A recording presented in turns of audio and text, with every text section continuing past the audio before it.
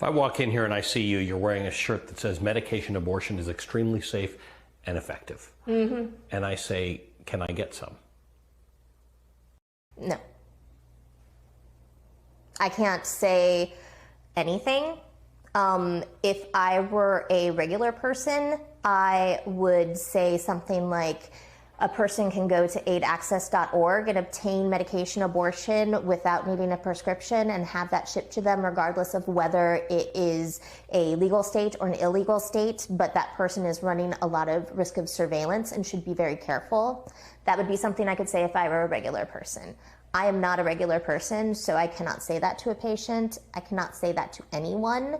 Honestly, wearing this shirt is a risk, and I do it on purpose because I know that this is one way to make a conversation happen and make people think about this, but I can't provide that information that I just provided to you. Everybody else can. We know that as we move forward, people are going to be doing this because this is an easier way to access abortion and a much cheaper way to access abortion, and because people can't leave their homes to access abortion, much less leave the region. At this point, there is no legal abortion in the entirety of the Southeast except for Florida, and Florida is only allowing abortion for the first trimester. If people are in Alabama and they want an in-clinic procedure or medication, they have to go to Southern Illinois. They have to go to North Carolina. Those are the states that they have to go to because everything else is gone. People may want to support you financially, but they might say, am I supporting a lost cause by sending money to Robin's organization? I hate the phrase lost cause because lost cause is how we lose. In 2019, there was a huge outpouring of support and resources when Alabama passed the first abortion ban, the first total abortion ban. And that set of resources that was sent down here galvanized the organizers around the state. There would not be a clinic if that hadn't happened. This clinic would be gone because this clinic was bought entirely with the funds that were fundraised during that post-ban surge of finances.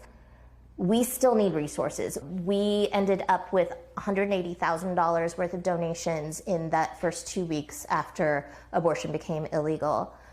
And we've used a large chunk of that to buy birth control because that's hard to get in this place. You can't get it here. It's so difficult. We purchased $6,000 worth of Ella so that because you can only get that with a prescription from a doctor, and many doctors aren't going to do it out here. The pharmacies aren't even stocked with it, even if doctors do. Does that blow your mind?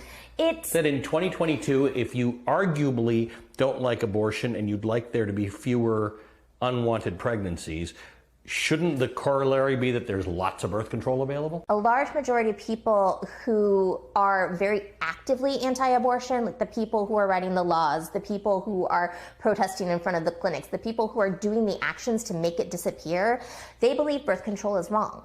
They do not believe that a person should be having sex without the possibility of a pregnancy coming from it. We need resources to fight in order to change the politics here. We need resources to make sure that all of the people who have been left behind and will continue to be left behind by these policies are supported by people who are not trying to use it as religious coercion.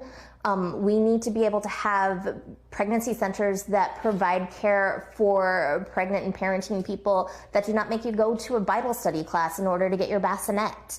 We need people to be able to have the same options as in any other state in the nation and not be ignored because we are in the deep South, and let's be honest, because we're poor and black. When it comes to deciding where to fundraise and where to resource, the reality is that states like Mississippi and Alabama should be getting more resources because the resources go so much further down here.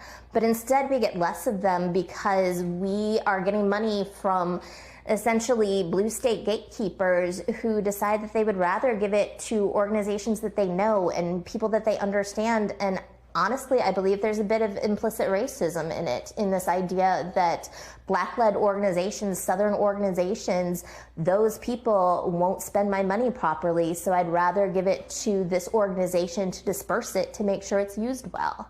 We can be responsible. We bought a clinic. We built power in this state. We're the birthplace of the civil rights movement. Give us help, because we are what the rest of the country will be if nobody steps up and fixes it.